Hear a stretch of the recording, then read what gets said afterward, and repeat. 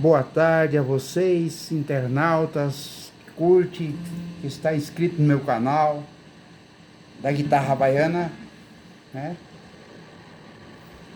Jesus me deu essa guitarra muito linda. A primeira guitarra baiana quem me deu foi minha mãe. Tinha 20 anos de idade. Minha mãe que tornou eu esse tocador de instrumento. Não me considero músico profissional, mas eu adoro a Deus. Adoro a Deus com o meu instrumento, com a minha vida, com a minha alma.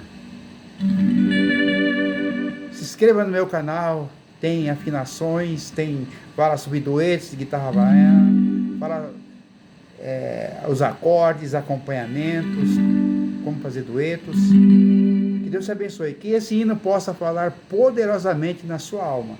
O bom pastor.